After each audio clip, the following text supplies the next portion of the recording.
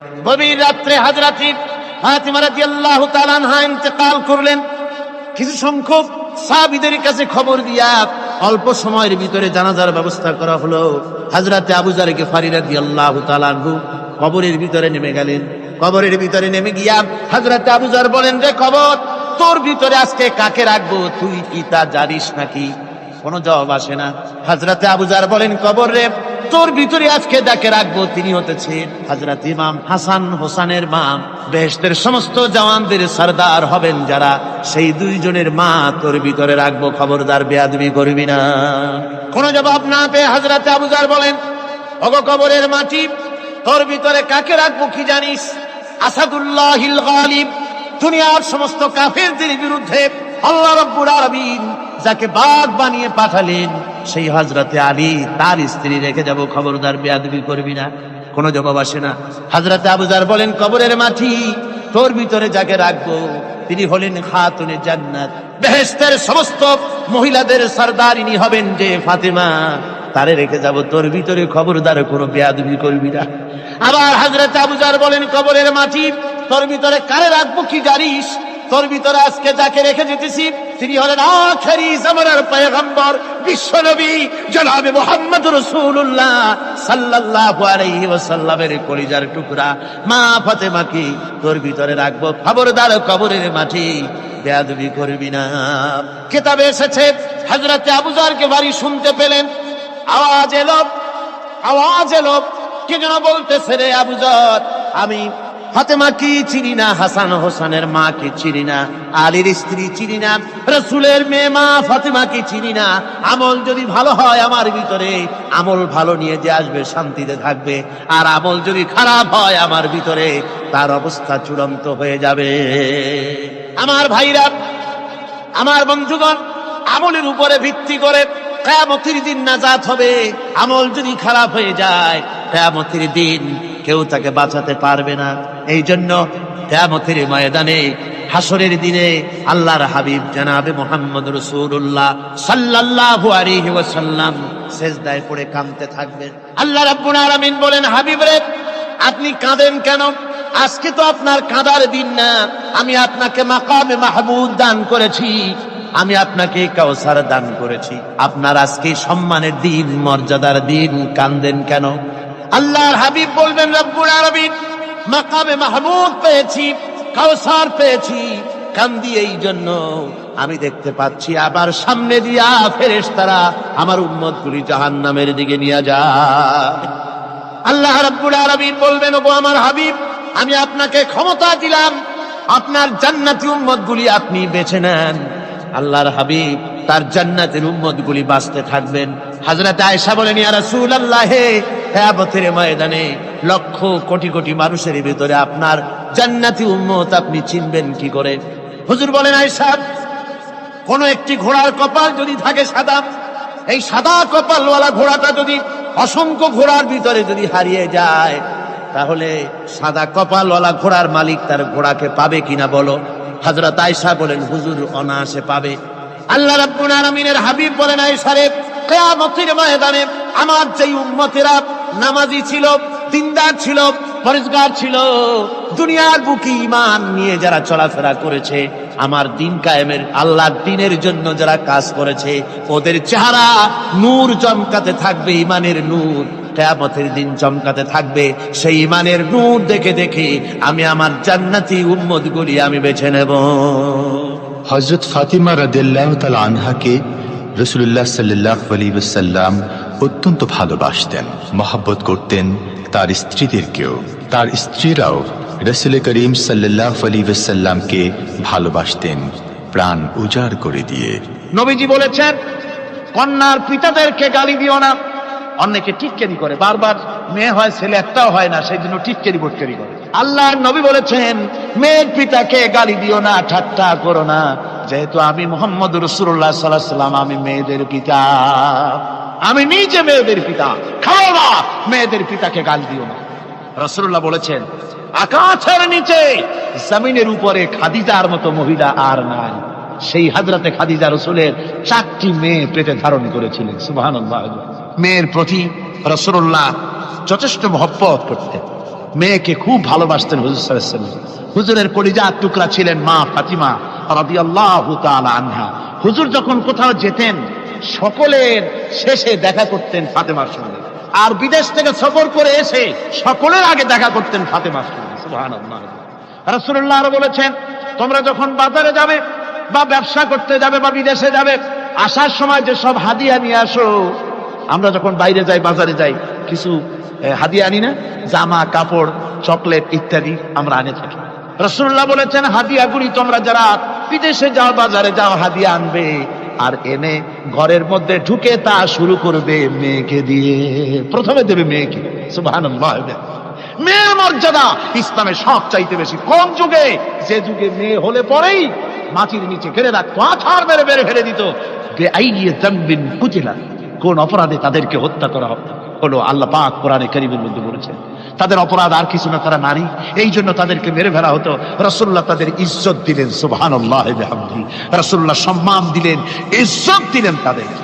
কন্যা হিসাবে নারীর এই মর্যাদা। ফাতেমাকে রাসূল এত ভালোবাসতেন, ইন্তেকালের সময় হযরত ফাতেমা কাঁদতে কাঁদতে বেহুশ হয়ে যাওয়ার উপক্রম হয়ে গেল। রাসূলুল্লাহ হযরত ফাতেমাকে ইশারা দিলেন। হযরত ফাতেমা তার কান নিয়ে রাসূলুল্লাহর মুখের কাছে লাগাই দিলেন। আল্লাহ নবী কি যেন বললেন কানে কানে। হযরত ফাতেমার কান্না বন্ধ হয়ে গেল। হযরত আয়েশা বলেন, মা, রাসূলুল্লাহ তোমার কানে কানে কি বলল আর তোমার কান্না বন্ধ হয়ে গেল? হযরত ফাতেমা বলেন, ইয়া আম্মা জান, আমার আব্বা আমার কানে কানে বলল, মা ফাতেমা তুই কাঁদিস না, তোর কান্না আমার বরদাস্ত হয় না, তোমাকে কাঁদতে হবে না। আমি তোমাকে সুসংবাদ দিয়ে যেতেছি, আমি মরে যাওয়ার পর সর্বপ্রথম তোমার সাথে আমার দেখা হবে। রাসূলুল্লাহর এই ভবিষ্যৎবাণী হযরত ফাতেমা বুঝতে পেরেছেন যে হুজুরের ইন্তেকালের পরে আমার বেশি দেরি হবে না, আমিও তাড়াতাড়ি হুজুরের সাথে শামিল হতে পারবো। হুজুরের ইন্তেকালের 6 মাস পরই হযরত ফাতেমা রাদিয়াল্লাহু তাআলা আনহা ইন্তেকাল করেছেন। কন্যা হিসাবে নারীর মর্যাদা ইসলাম অনেক অনেক গুণে বাড়িয়ে দিয়েছে। এই কন্যা শিশু, কৈশোর, যৌবন পেরিয়ে যখন যৌবনে তার বিয়ে হয়ে যায়, আল্লাহ রাব্বুল আলামিন তখন বলেন, ওয়া মিন আয়াতিহি আন খালাকা লাকুম মিন আনফুসিকুম আজওয়াজান লিতাসকুনু ইলাইহা ওয়া জাআলা বাইনাকুম মাওয়াদ্দাতান ওয়া রাহমা। আল্লাহ পাক বলেন, আমার নিদর্শনের ভিতরে এটিও একটি নিদর্শন, আমি তোমাদের থেকে তোমাদের জোড়া তৈরি করেছি, তোমাদের স্ত্রীদেরকে তৈরি করেছি, তোমাদের সাথে তোমাদের স্ত্রীর ভালোবাসা সৃষ্টি করেছি, মহব্বত সৃষ্টি করেছি। এই মহব্বত আমি আল্লাহ তৈরি করেছি। আর যখন বুড়ো হয়ে যায় মানুষ, স্বামী স্ত্রী যখন বুড়ার বুড়ি হয়, তখন আর ভালোবাসা থাকে না, তখন ওই ভালোবাসা সহৃদয়তার করুণায় আমি আল্লাহ পরিণত করে দেই।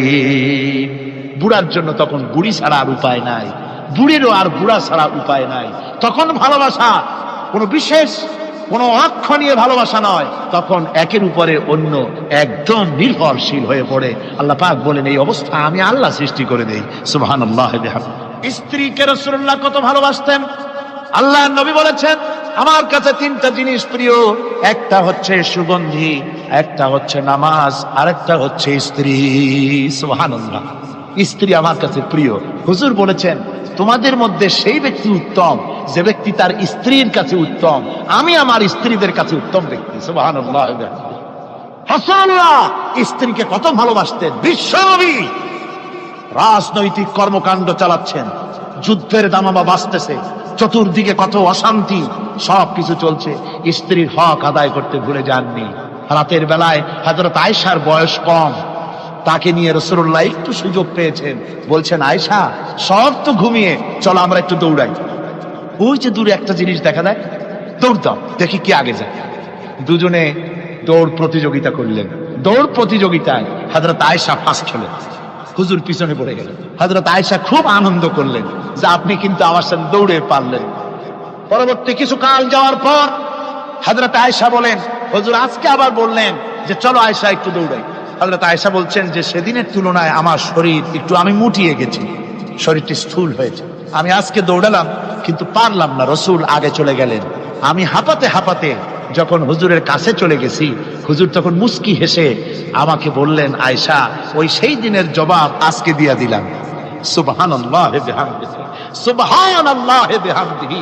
বিশ্ব নবী কত বড় আদর্শ বিশ্ব মানবতার জন্য। তিনি বলেছেন, আরাফাতের ময়দানে রাসূলুল্লাহ বলেছেন, তোমরা যেমন পড়বে তোমার স্ত্রীদেরকে তেমন পড়াবে, তোমরা যেমন খাবে তোমার স্ত্রীদেরকে তেমন খাওয়াবে, স্ট্যান্ডার্ড মেনটেন করবে। তুমি ভালো দামের কাপড় পরবে, স্ত্রীকে খারাপ দিবে তা নয়। অধিকার দুজনেরই সমান, স্বামী এবং স্ত্রী সমান অধিকার। কিন্তু আমরা তা বুঝতে পারি না, বুঝতে চাই না। আমরা অনেকে মনে করেছি বিয়ে যখন করছি তখন আমি তো নওয়াবজাদা নসরুল্লাহ খান, আর বউ তো কেনা দাসী না, সে কিন্তু দাসী না, তার মর্যাদা আছে, তার সম্মান আছে, তার সম্মান আপনাকে দিতে হবে। রাসূলুল্লাহ দিয়েছে, আপনাকেও দিতে হবে। রান্না বান্না হতে দেরি হয়, কত গালাগালি শুনতে হয় নারীকে। আল্লাহর নবীর স্ত্রী হযরত আয়েশা বলেছেন, আল্লাহর নবী কাজ করে, মানুষের সঙ্গে কথা বলে, রাষ্ট্রীয় দায়িত্ব পালন করে ঘরের ভিতরে এসে যখন দেখেছেন রান্না হতে দেরি আছে, রাসূলুল্লাহ বিরক্ত হন নাই, ভ্রু কুঞ্চিত করেন নাই, চোখ মোটা করেন নাই, আমাকে কোনো কথা শোনান নাই, বরং আমার কাছে বসে রান্নায় আমাকে সহযোগিতা করেছেন। সুবহানাল্লাহ বিহামদি। এই হলো আল্লাহর রাসূল, এই হলো বিশ্ব নবী। স্ত্রীর সঙ্গে কি মহব্বত! সুবহানাল্লাহ। হুজুর মহব্বত করতেন স্ত্রীদেরকে। রাসূলুল্লাহর ঘরে দৌলত ছিল না, কিন্তু মহব্বত দিয়ে ভরা ছিল ঘরটা। হুজুরের ঘরে ফ্রিজ নাই, ডিস এসি নাই, হুজুরের ঘরে কার্পেট নাই, হুজুরের ঘরের মধ্যে জাজির নাই, তোশক নাই, বড় বড় কম্বল নাই, আরামের কোনো জিনিস নাই, মডার্ন ইকুইপমেন্টস কিচ্ছু নাই, দৌলত নাই, কিন্তু মহব্বত দিয়ে ঘরটা ভরা। হযরত আয়েশা বলেছেন, আমি পানি পান করে, যখন আমি পানি পান করে গ্লাস রেখে দিতাম, আল্লাহর নবী তখন গ্লাসের সেই জায়গায় ঠোঁট লাগাতেন যেখানে আমি ঠোঁট লাগাইয়া পানি পান করেছি। আমি গোশত চিবোতাম, রাসূলুল্লাহ আমার হাত থেকে গোশত টুকরা নিয়া সেই জায়গায় চিবোতেন যেখানে আমি চিবুয়েছি। সুবহানাল্লাহ। আমার ভাইরা, রাসূল তার স্ত্রীদেরকে মহব্বত করতেন, স্ত্রীরাও রাসূলকে মহব্বত করতেন দারুণ ভাবে। একবার হযরত আয়েশা সিদ্দিকা রাদিয়াল্লাহু তাআলা আনহা হুজুরকে গোসল করাতে ছিলেন, মাথার উপরে পানি ঢালতেছেন, হুজুর একটা চকির উপরে বা একটা তক্তার উপরে বসা আছেন। গোসলের পানির ভিতরে রাসূলুল্লাহ দেখতে পেলেন রক্তের মতো কি যেন প্রবাহিত হয়ে যাচ্ছে। হুজুর জিজ্ঞেস করেন, আয়েশা রে, পানির ভিতরে রক্তের মতো কি দেখা যায়?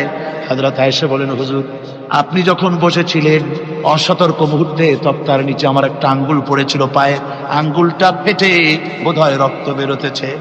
রাসূলুল্লাহ তাড়াতাড়ি করে উঠলেন আর ওই আঙ্গুলকে ব্যান্ডেজ করে দিলেন। রাসূলুল্লাহ বললেন, আয়েশা রে, আঙ্গুল ফেটে গেছে, একটু আহাহু পর্যন্ত করলে না, এতক্ষণ তুমি কষ্ট করলে কেন? হযরত আয়েশা বলেন, ইয়া রাসূলুল্লাহ, ওটা তো একটা পায়ের আঙ্গুল। আয়েশার কলিজাটা ফেটে যদি রক্ত বেরোতো, রাসূলুল্লাহকে উঠতে বলতে আমি পারতাম না। কি মহব্বত রাসূলের সাথে! হযরত আয়েশা বলেন, হুজুর সাল্লাল্লাহু আলাইহি ওয়াসাল্লাম স্ত্রীদেরকে এত ভালোবাসতেন, আমাদের ঘরে গোশত টোস্ত তেমন রান্না বান্না খুব কম হতো। গোশত রান্না হবে কি, মাসের পর মাস চলে গেছে রাসূলের বাড়িতে, হুজুর স্ত্রীরা বলেছেন আমাদের ঘরে চুলে আগুন জ্বলে নাই, একটু শুকনা রুটি, একটু শুকনা খেজুর আর একটু পানি খেয়ে আমাদের জীবন চলেছে। এরকমের অবস্থা হয়েছে। তারপরে এই অবস্থা চলেছে, এর মধ্যে যদি কখনো একটু গোশত আসছে, হুজুর যখন ছাগল ইত্যাদি ছাগল দুম্বা জবাহ করেছেন, এই দুম্বার গোশত নিয়ে, ছাগলের গোশত নিয়ে রাসূলুল্লাহ নিজে বেরোতেন। হযরত খাদিজার বান্ধবী কোথায় আছে খুঁজে ওই বান্ধবীর কাছে গোশত পৌঁছে দিয়ে আসতে। হযরত আয়েশা বলেন, একদিন আমার ঘুম ভেঙে গেল, দেখি হুজুর আমার কাছে নাই। গেলেন কোথায়? খুঁজতে খুঁজতে যায় দেখি মসজিদে নববীর ভিতরে হুজুর হাত তুলে বসে আছেন, মোনাজাত করতেছেন। আমি পেছনে কি হাত তুলি, আমি শুনতে পাচ্ছি নবীজি দোয়া করছেন রব্বুল আলামিন। কিয়ামতের ময়দানে যেদিন সন্তান তার পিতাকে ভুলে যাবে, মা তার সন্তানকে হারায় ফেলবে, ওই কঠিন হাসরের ময়দানে আমি যেন আমার খাদিজাকে হারাইয়া না যাই। মুনাজাতের শেষে হযরত আয়েশা বলেন, ইয়া রাসূলুল্লাহ, খাদিজার কথা আপনার এত কেন বারবার মনে পড়ে? একটা বুড়িরে বিয়ে করেছিলেন 25 বছর বয়সের সময়, 40 বছর বুড়ি, তার কথা কেন এত মহব্বত আপনার মনে পড়ে? তার থেকে যুবতী মেয়ে, সুন্দরী মেয়েকে আপনার স্ত্রী হিসেবে আপনি পান নাই। হুজুর বলেন, আয়েশা রে, খাদিজার সম্পর্কে এমন কথা তুমি আর বলো না। তোমরা সবাই আমার সুখের দিনের স্ত্রী, আর খাদিজা আমার এমন সময় স্ত্রী ছিল যখন মক্কায় আমার আশ্রয় ছিল না, তামাম মক্কা নগরীতে আমার আশ্রয় ছিল না। খাদিজার সঞ্চিত সমস্ত ধনরাশি ইসলাম কবুল করার পর দুহাতে খাদিজা বিতরণ করে দিয়েছে। হযরত আয়েশা বলেন, হুজুর আমার গোস্তাকি মাফ করে দেন, আমি আর এরকম বলবো না, তবে খাদিজা সম্পর্কে আমার এই কিছু একটু শুনান। হুজুর বলেন, এই সারে শোনো, গভীর রাত, যত রাত হোক না কেন, ইসলামের দাওয়াত দিয়ে দিয়ে গভীর রাত্রে আমি যখন বাসায় ফিরেছি, ঘরে এসেছি, দরজায় একটা মাত্র ডাক দিয়েছি, খাদিজা, অমনি দরজা খুলে গেছে। আমি জিজ্ঞেস করেছি, খাদিজা রে, যত রাত্রে আসলাম, যতবার আসলাম, একটা ডাকের বেশি লাগলো না, তুমি কি ঘুমাও না? হযরতে খাদিজা বলেছেন, ইয়া রাসূলুল্লাহ, আমার মনের ভিতরে ভয় থাকে, আল্লাহর রাসূল দিনের খেদমতে বাইরে আছেন, আমি যদি আরামে বিছানায় ঘুমায় থাকি আর নবীজি দরজায় তার কাছে দাঁড়ায় আমারে ডাকাডাকি করবে, উঠতে যদি দেরি হয়ে যায় নবীজির সঙ্গে বেয়াদবি হয়ে যাবে, এই মনে করে আপনি না আসা পর্যন্ত দরজার সাথে পিঠ লাগাই আমি দাঁড়াইয়া দাঁড়াইয়া ঘুমাই। আমার ভাইরা, হযরতে খাদিজার ইজ্জত স্বয়ং আল্লাহ দিয়েছেন। কে দিয়েছে? হাদিস শরীফে এসেছে, রাসূলুল্লাহ জাবালে নূরে বসা, গারে হেরার ভিতরে বসা, হযরতে জিবরাইল রাসূলুল্লাহর সঙ্গে কথা বলতেছেন। একটু পরে হযরতে জিবরাইল বলেন, ইয়া রাসূলুল্লাহ, আমি আর এখানে বসবো না, আমি এখন চলছি। আমি দেখতে পাচ্ছি খাদিজা আসতেছে আপনার জন্য খাবার নিয়ে। খাদিজা যখন আপনার কাছে পৌঁছে যাবে, আপনি খাদিজাকে শুনায় দিবেন, আল্লাহ রাব্বুল আলামিন খাদিজাকে সালাম জানাইছে। সুবহানাল্লাহ। রাসূলুল্লাহর কাছে হযরতে খাদিজা যখন আসলেন, হুজুর বললেন, খাদিজা, আজকে তোমার জন্য দারুণ সুখবর। বলে কি? বলে, আল্লাহ পাক জিবরাইল কেমন উঠে গেল আমার কাছ থেকে, জিবরাইল বলে গেল আল্লাহ তোমাকে সালাম বলেছে। হযরত খাদিজা কেঁদে ফেললেন, বললেন, ইয়া রাসূলুল্লাহ, আমার নারী জন্ম সার্থক, আল্লাহ আমাকে সালাম বলেছে, এর জবাব কেমনে দিতে হয় হুজুর আমি তো জানি না, আপনি আমার পক্ষ থেকে আল্লাহর সালাম কিভাবে দেওয়া লাগে আপনি দিয়ে দিন, আমি তো বুঝি না কেমনে আল্লাহর সালামের জবাব দেব। হুজুর বললেন, খাদিজা, শুধু আল্লাহ নয়, জিবরাইলও তোমাকে সালাম বলে গেছে। হযরতে খাদিজা বললেন, হযরত জিবরাইলকে আমার সালামের জবাবটা ওয়ালাইকুমুস সালাম বলে দিন। হযরত খাদিজার এই মর্যাদা ছিল। আমার ভাইরা, রাসূল পাক সাল্লাল্লাহু আলাইহি ওয়াসাল্লাম এভাবে মহব্বত করেছেন স্ত্রীদেরকে। সুতরাং স্বামী স্ত্রীর মহব্বত আল্লাহর জান্নাতি নিয়ামত। কি নিয়ামত? যে ঘরের মধ্যে স্বামী স্ত্রীর মধ্যে মিল মহব্বত আছে, এটা বেহেশতের মতো, আর যেখানে মিল মহব্বত নাই, এটা জাহান্নামের মতো। ঠিক কি? সুতরাং মহব্বত করুন, বেশি বেশি স্যাক্রিফাইস করুন, বেশি বেশি স্যাক্রিফাইস। নারীদের ব্যাপারে বলা হয়েছে, পুরুষকে বলা হয়েছে অধিকার আদায় করো, সব ব্যাপারে সমান অধিকার, কিন্তু নারীকে একটা ব্যাপারে বলা হয়েছে, নারী শোনো, পুরুষের মর্যাদা তোমার চাইতে আল্লাহ রাব্বুল আলামিন বেশি দিয়েছেন। আর রিজালু কাওয়ামুনা আলান নিসা, নারীদের উপরে পুরুষের প্রাধান্য আল্লাহ পাক দান করেছেন। একদিন একজন সাহাবী বলেছিলেন, ইয়া রাসূলুল্লাহ, জংলি উট দেখলাম আপনার পায়ের উপরে সেজদায় পড়ে গেল, আপনি যদি আমাদেরকে অনুমতি দিতেন না, আপনাকে আমরা সেজদা করতাম। আল্লাহ নবী বললেন, মানুষ মানুষকে সেজদা করা, এ পারমিশন যদি আমি দিতাম, তাহলে দুনিয়ার সমস্ত স্ত্রীদেরকে বলতাম তারা যেন তাদের স্বামীকে সেজদা দেয়। স্বামীর মর্যাদা এখানে বেশি। সুতরাং অধিকার সমান, কোনো সন্দেহ নাই, কিন্তু স্বামীর একটা আলাদা মর্যাদা আছে, সেই সম্মানও তাকে দিতে হবে।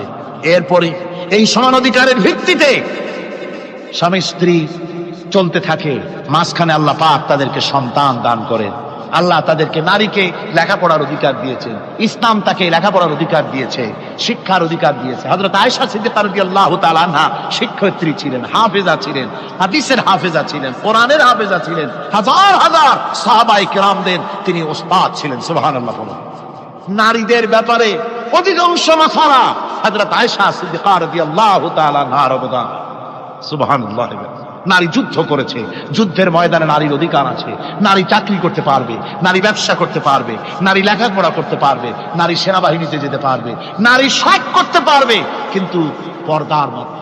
জনৈক সাহাবী ইসলাম গ্রহণ করার পরও রাসূলুল্লাহ সাল্লাল্লাহু আলাইহি ওয়াসাল্লামের কাছে অনুশোচনা করছিলেন তার কন্যা সন্তান নিজ হাতে হত্যা করার জন্য। আমাদের প্রিয় নবী এ কথা শুনে কেঁদে ফেললেন। একটা লোক গিয়ে কাঁদতেছিল মুসলমান হওয়ার পরও। হুজুর কয়, কান্দো কেন? কই যে এই যে আমার গুনাহ কি মাফ হয়েছে? হুজুর বলেন, হ্যাঁ মাফ হয়ে গেছে। কলেমা পড়ছো, মাফ হয়ে গেছে। কয় যে হুজুর আমি তো মারাত্মক গুনাহ করছি। বলে কি? বলে আমার একটা মেয়ে, সেই মেয়েটাকে নিয়ে আমি, ঘটনা লম্বা, আমি সংক্ষেপে বলতেছি, মেয়েটাকে ফাঁকি দিয়া তারে আমি মারবো, বুঝতে দেই নাই আমার বউরে। বললাম চলো বেড়াইতে যাই, মেয়েটা আমার সাথে সাজায় দিয়েছে, তার মা বেড়াতে নিয়ে যাবো এই কথা মনে করে। মেয়েটা কদ্দূর যায়, আবার আব্বা আব্বা বলে আমার দিকে ফিরে আসে। আবার পিছনে থাকে, আবার আব্বা আব্বা বলে জড়ায় ধরে। এইভাবে করতে করতে যখন নির্জন এলাকায় গেলাম, আমি পাহাড়ের পাশে গর্ত খোঁড়া আরম্ভ করলাম। গর্ত কুচি আর মাটি ছিটে এসে আমার দাড়িতে লাগে। বাচ্চা মেয়েটা আমার কাছে এসে দাড়ি দিয়ে ধুল ঝাড়ায় দেয়, কয় আব্বা তোমার দাড়িতে ধুল লাগতেছে, তুমি এই কষ্ট করতেছো কেন? মেয়ে তো বোঝে না যে আমি তার জন্য কবর খুঁজতেছি। কবরটা খোঁড়া হয়ে যাওয়ার পর মেয়েটারে বান্ধা শুরু করলাম। মেয়ে এখন কাঁদতেছে, বাবা আমার বান্ধব কেন? আমি তারে বাঁধা জোরে ওর মধ্যে নিক্ষেপ করে দিলাম। মেয়েটা গর্তের মধ্যে বসে চিৎকার করে বলছে, আব্বা তুমি আমারে বাঁচতে দাও, আমি তোমার বাপ বলে সমাজে হ্যাঁ করবো না, আমি ভিক্ষা করে খাবো, আমার বেরো না। লোকটি বলছি, ইয়া রাসূলুল্লাহ, আমার মনে দরদ আসলো না। আমি একটা পাথর উঁচু করে আমার মেয়ের বুক লক্ষ্য করে জোরে মেরে দিলাম। বুকটা ফেটে রক্ত ফিনকি দিয়ে উঠলো। আমার মেয়ের বুক থেকে আওয়াজ বেরোলো, আমার কালে যেন এখনো সেই আওয়াজ বাজে। হাদিস শরীফে এসেছে, হুজুরের চোখের পানি দাড়ি ভিজে ভিজে জামার উপরে পড়তেছিল। হুজুর বললেন, আহারে, মানুষও পারে এইরকম কাম করতে। পৃথিবীতে নারীর যখন কোনো সম্মান ছিল না, মর্যাদা ছিল না, সেই সময় আমার রাসূল, আমার বিশ্বনবী নারীদেরকে সম্মানের হাত ধরে গর্তের ভিতর থেকে উঠাইয়া রানীর সিংহাসনে বসায় দিলেন। সুবহানাল্লাহ, মায়ের মর্যাদা দিয়ে দিলেন। সুবহানাল্লাহ, নারীরা আমাদের মায়ের জাত। নারীরা আমার কিয়ের জাত? মায়ের জাত। আমার মা বোনেরা, তোমাদের সম্মান কত তোমরা জানো না। আমরা পুরুষ, আমাদের পায়ের তলে জুতা, আর তোমরা আমাদের মায়ের জাত। তোমরা নারী, তোমাদের পায়ের তলে আল্লাহর জান্নাত, আল্লাহর বেহেশতটা তোমাদের পায়ের তলে। এই সম্মান আল্লাহ তোমাদের দিয়েছে, নবী দিয়েছে। সুবহানাল্লাহ কর। ভাইরা আমার, অধিকার ইসলাম দিয়েছে। বিবাহ যখন হয়, এই বিবাহের সময় এজেন্ট আনতে হয়। আর বিবাহ হচ্ছে বিবাহ বৈঠক। এজেন্ট আনার জন্য ওই যে কি জানি কয়, ম্যারেজ রেজিস্ট্রার বা মৌলবি সাহেব, কার অনুমতি আগে না? বলেন কার অনুমতি? তাহলে অধিকার ইসলাম পুরুষে দিল না মেয়ে লোকের দিল?